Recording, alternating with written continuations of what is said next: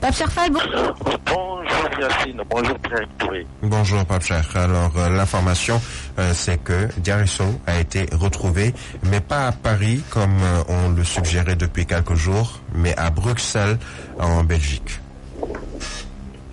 Exactement, Pierre Touré, c'est confirmé et c'est officiel. Diary Sow a été retrouvé sain et sauf à Bruxelles dans la capitale belge ce vendredi.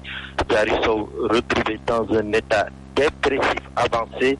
Nos sources formelles proches du dossier confirment que Diary Sow souffrait de surmenage intellectuel. Des sources autorisées nous confirment que Diary Sow elle-même a téléphoné de son propre chef et a pris contact avec l'ambassade et le consulat du Sénégal à Paris. Tout s'est passé ce week-end. Une fois localisé à Bruxelles, l'ambassadeur du Sénégal en Belgique a été mis en relation avec elle. D'ailleurs, c'est le consul du Sénégal et l'ambassadeur du Sénégal à Paris qui se sont déplacés pour aller jusqu'à Bruxelles, la chercher et la ramener ce samedi à Paris.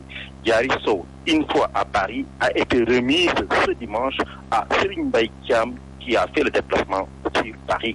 Elle, Diary Sow, va subir des examens médicaux et psychologiques car elle est dépressive.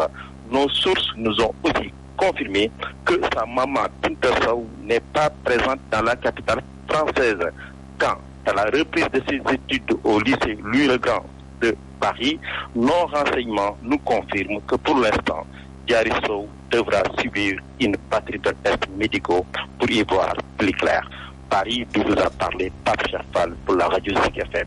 merci beaucoup Pape Cherfal, notre correspondant depuis Paris qui suit de près l'affaire Diary Sow. Et dans un communiqué qui nous est parvenu, les autorités diplomatiques et consulaires du Sénégal en France informent que mademoiselle Diary Sow a été retrouvée saine et sauve.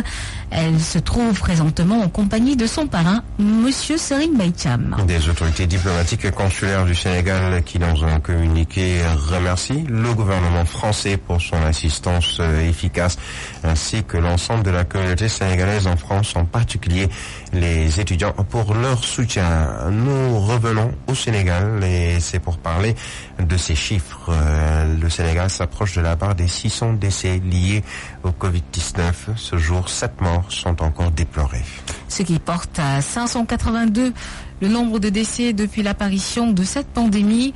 Et sur les derniers tests effectués, 266 sont revenus positifs au coronavirus.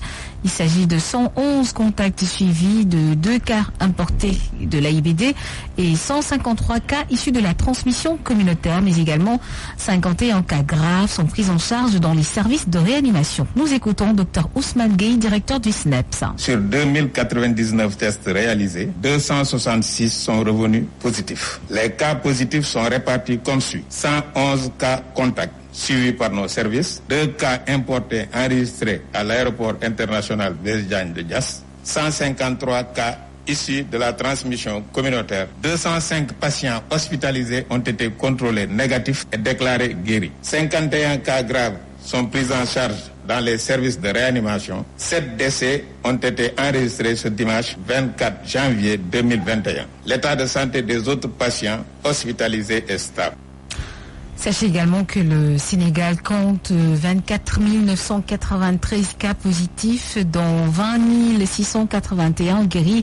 582, je vous le disais tout à l'heure, sont à déplorer des décès et 3 729 sont encore sous traitement. 2 faux tests détectés à l'AIBD, cela prouve nettement que le contrôle se fait correctement à l'aéroport. Ce sont là les propos du médecin-chef du contrôle sanitaire aux frontières. Le problème aujourd'hui se trouve au niveau de certains pays qui fournissent de faux tests et il est très souvent difficile de les vérifier. Selon Charles Bernard Sagna, il est ici pour parler de vérité.